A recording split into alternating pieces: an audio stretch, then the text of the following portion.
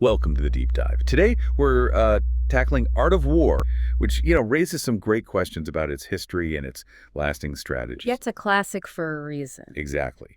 So whether you're thinking about business strategy, military history, or you're just curious about ancient wisdom, we're going to unpack the key ideas. We'll keep it clear, no heavy jargon. And it's interesting what we're actually working with here. It's not the original scrolls, obviously, but an analysis looking at historical mentions of Sun Tzu, the debates about who wrote it and when, and the core ideas themselves, plus how others, interpreted them later on. Right. So the big questions for us today are basically, who was this Sun Tzu figure? When did the Art of War likely get written? And maybe most importantly, what are some of those foundational strategies that still resonate? Mm-hmm. You ever wonder for tactics we use daily, negotiating, managing projects, whatever, have these ancient roots? It's a great question. You see echoes everywhere once you start looking. Let's dive in and see what we can find in this foundational strategy text. Okay, so first things first. Who was Sun Tzu? Our source leans heavily on Sima Qian's Shi Qi. What does that tell us? Well, Sima Qian, who was a very early and influential historian, writes about a Sun Wu. He says Sun Wu came from the state of Qi and served King He Lu of Wu. Yeah, okay. And he gives examples of his strategic advice. Around 512 BC, he apparently told the king not to attack Ying, the Chu capital, right away. Oh, wow. Because the Wu army was exhausted. It shows this early grasp of assessing your own condition and, the importance of timing, not just rushing in. That idea of strategic patience, Yeah. that still feels incredibly relevant. Okay, and what else? Later, around 506 BC, Sima Qian credits him with advising the king on how to successfully take Ying, but the key was building alliances first, with the states of Tang and Sai. Ah, so it wasn't just about the fighting, it was political maneuvering too. Yeah. Smart. Exactly. It shows a broader strategic view. The records also mention that the last reference to Sun Wu in connection with events is before King He Lu died in 496 BC. Okay. And interestingly, another part of the Shi Qi lists Sun Wu with a couple of others as figures who really developed and threw light upon the principles of war. So Sima Qian clearly saw him as a major figure in military thinking. But, and here's where it gets tricky, right? Our source highlights some serious doubts about whether this Sun Wu, as described, even existed. Right. This is a huge point of debate for historians. The main reason for doubt? He's completely missing from the Tso Chuan. And the Tso Chuan is? It's another major historical chronicle from around the same period, arguably even more detailed in some ways. But the argument is, if he was so important, why isn't he mentioned there at all? Precisely. A scholar named Ye Shui-sin pointed out that the Tso Chuan mentions lots of, less famous people. So for the supposed military advisor to the king to be completely absent, well, it raises a big question mark. Yeah, that does seem odd. Makes you wonder if the traditional story got embellished over time. It certainly suggests we should be cautious about taking the Shi Qi account entirely at face value.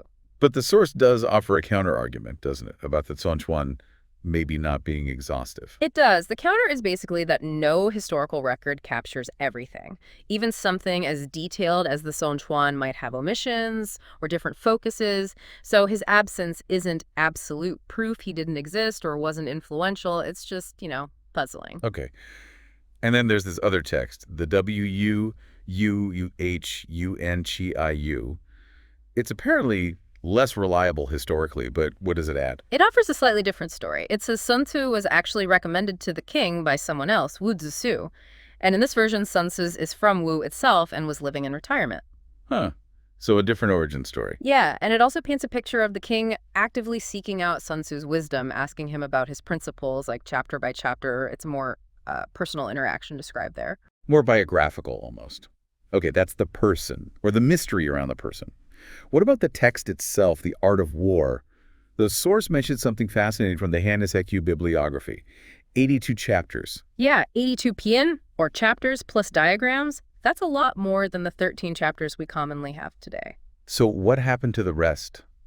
Or what's the theory? Well, several ideas. One is that the original work might have been larger, maybe including more detailed explanations, case studies, or those diagrams mentioned. Kind of like appendices or supplementary materials? Sort of, yeah. Or perhaps other related writings got bundled under his name over time, attribute it to the famous master to give it weight. Oh. Another scholar, Pai Aisan, looked closely at this. He connected it to that story in the Wu Yui Chu Shuor about Sun Tzu explaining things chapter by chapter to the king. Pious Sun suggested maybe those explanations, the Q&A or Wen-En-Ta, formed part of that larger 82-chapter collection. So the 13 we have are the core, but there might have been this whole other body of work, some genuine expansions, maybe some later additions, or even forgeries attributed to him. It really does sound like digging through layers of history. Okay, so if the authorship is murky, what about the when? When were these 13 chapters likely written? Sima Tian thought they were well known in his day. He did, but again, that silence in the earlier Tso is the big challenge. If it was so famous, why isn't it mentioned? It strongly suggests it might have gained prominence later than Sima Tian thought, maybe closer to his own time. So scholars looked inside the text for clues, internal evidence. Exactly. And they found some interesting hints, particularly references to the conflict between the states of Wu and Yu. Wu and Yu. Okay, how does that help date it? There are two key passages. One in chapter 6 seems to imply Yue has become Wu's main enemy. Another in chapter 11 uses an analogy involving people from Wu and Yu. And the significance is? Well, for a long time, Wu's big rival was Chu. They even captured the Chu capital, Ying, in 506 BC. But interestingly, Chu isn't mentioned at all in the 13 chapters of The Art of War. Huh. This suggests the text probably took its final form after that conflict when Yu had risen to become Wu's main problem. The focus shifts. So it gives us a sort of terminus post quem, a point after which it was likely written. Precisely. The Wu-Yu conflict heated up after the Chu War. King Ho-Lu died fighting Yu in 496 BC, and Wu itself was eventually destroyed by Yu in 473 BC. So where does that place the likely writing period? Given that chapter 6 passage especially, which hints the tide might be turning against Wu, or at least that Yu is a major threat, it points away from Wu's peak dominance. So maybe sometime after the Chu campaign, perhaps in that lull between 505 and 496 BC, or possibly even later during the height of the Wu-Yu struggle, maybe 496, 494 BC, or even in the final years leading up to Wu's fall, 482, 473 BC. So the text itself pushes the date potentially later than Sima Tian might have implied. Yeah. But are there arguments for it being older, maybe 5th century BC, or even earlier? The main argument for an earlier date often rests on the idea that large-scale literary forgery wasn't really a common practice back then. So attributing a later text to an earlier figure like Sun Tzu would be, unusual. That makes sense. And what about the style of the text? Does that tell us anything? I think this is a really strong point the source makes. The advice feels very practical, very grounded in actual experience. It doesn't read like something written by an academic theorist in, isolation. Right. It feels like advice from someone who's actually done this stuff. Exactly. The pragmatism, the specific tactical insights, it strongly suggests authorship during a time of active warfare by someone familiar with its realities. This makes a purely literary later creation seem less likely. Okay, so the text feels authentic to a period of conflict, even if we can't pin down the exact decade or author. How was it received initially? We know it became hugely influential later, but what about early on? Well, we have that quote from Chen Sun calling Sun Tzu the father of their art for military writers. That shows it achieved foundational status pretty early among strategists. So it was recognized. Yes, and the source says it was generally used by commanders during the Qin and Han dynasties. But interestingly, it also mentions it was sometimes treated with mysterious import. Mysterious import. What does that mean? Like secret knowledge? Possibly. Maybe suggesting a kind of reverence, or perhaps that its deeper meanings weren't widely discussed or debated publicly, kept more within military circles. Interesting. And then we get the first known commentator, Cao Cao, a massive figure himself. Wei Wuti, or Cao Cao, lived much later, AD 155-220. He was a brilliant general, and his notes on Sun Tzu are apparently quite brief, very direct, reflecting his own disciplined approach. The source mentioned an anecdote about his discipline. Yeah, about his horse trampling some corn, and him insisting on being punished according to his own strict rules, even though his advisors argued against it. He cut his hair as a symbolic punishment. It shows the kind of serious, disciplined mind interpreting Sun Tzu. Wow, that certainly paints a picture.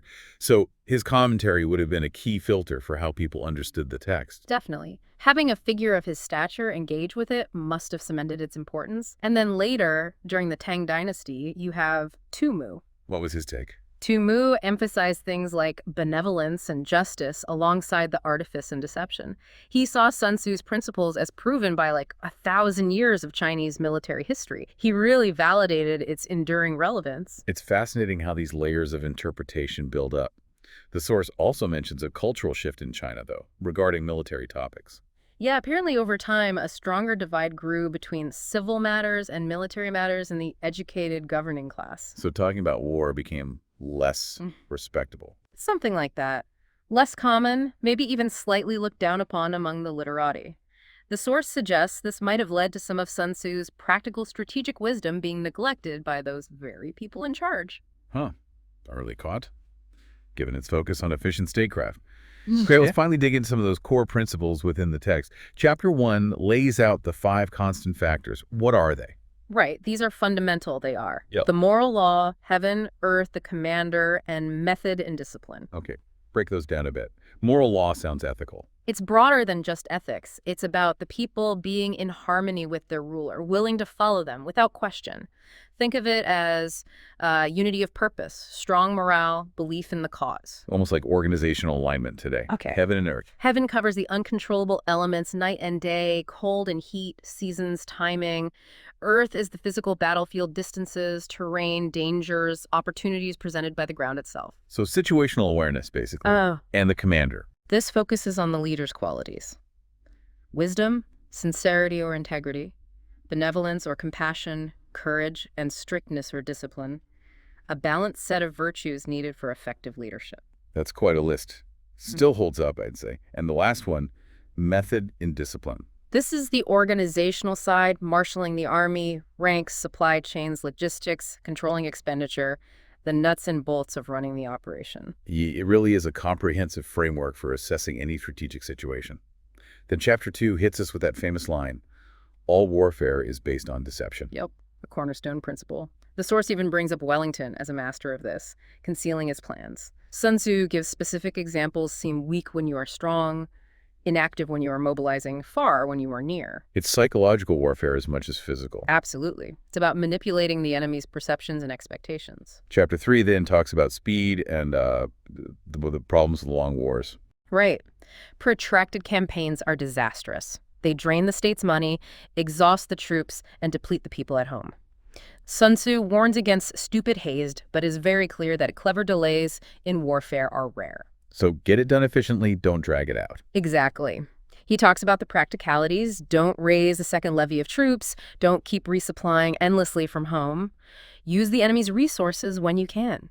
Capture spoils to motivate your soldiers. It's very focused on resource management. Which leads nicely into this idea of supreme excellence, which isn't winning battles. Right. Supreme excellence is breaking the enemy's resistance without fighting. That's the ultimate goal. Subdue them without bloodshed if possible. Yes. Winning battles is secondary to achieving the strategic objective, which is breaking their will. That's why he says sieging cities is the worst option, only used when absolutely necessary because it's so costly and time-consuming. So how do you do that? Chapter 4 talks about attack by stratagem. This gets into more specific tactical approaches based on numbers. If you outnumber the enemy 10-1, surround them. 5-1, attack directly. 2-1. Divide them. That sounds risky.